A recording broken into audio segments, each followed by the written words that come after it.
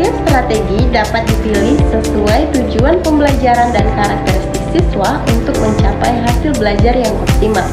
Maka sebagai seorang pendidik yang baik dan dapat dikatakan berhasil adalah ketika kita mampu memahami dan menerapkan 9 strategi dalam pembelajaran. Nah, 9 strategi pembelajaran itu apa? Jadi kita masuk ke strategi pembelajaran yang pertama.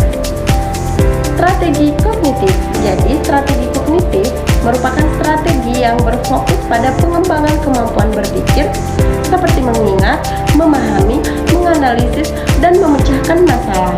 Contohnya apa? Siswa membuat peta konsep untuk merangkum materi pelajaran atau menggunakan mnemonik untuk menghafal istilah penting. Kemudian kita masuk ke strategi yang kedua, yaitu strategi afektif. Strategi afektif menekankan pada pembentukan sikap, nilai, dan emosi siswa dalam pembelajaran. Contohnya apa?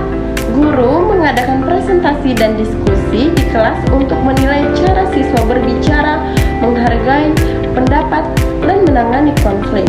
Yang ketiga itu ada kooperatif, yaitu pembelajaran kelompok kecil di mana siswa bekerja sama untuk mencapai tujuan bersama, saling membantu, dan bertanggung jawab atas hasil kelompok.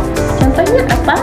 Siswa dibagi menjadi kelompok 1, 2, 3, 4, 5 kelompok dan sebagainya untuk mendiskusikan subtopik tertentu lalu mempresentasikan hasil diskusi ke kelas.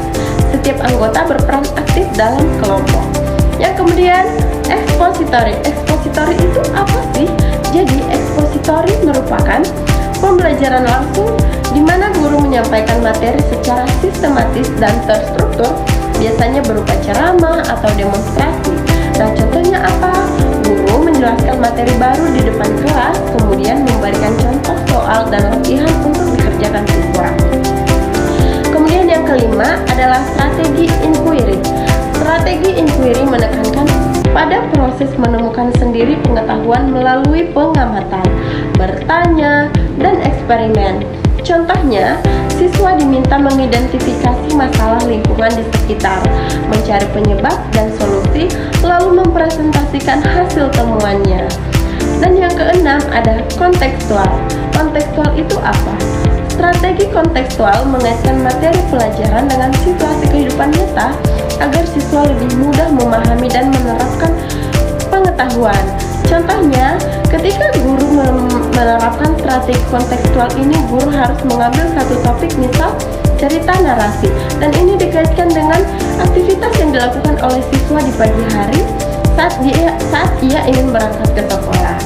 Kemudian yang ketujuh ada strategi metakognitif, yaitu melatih siswa untuk menyadari dan mengontrol proses berpikirnya sendiri seperti merencanakan, memantau, dan mengevaluasi hasil belajar.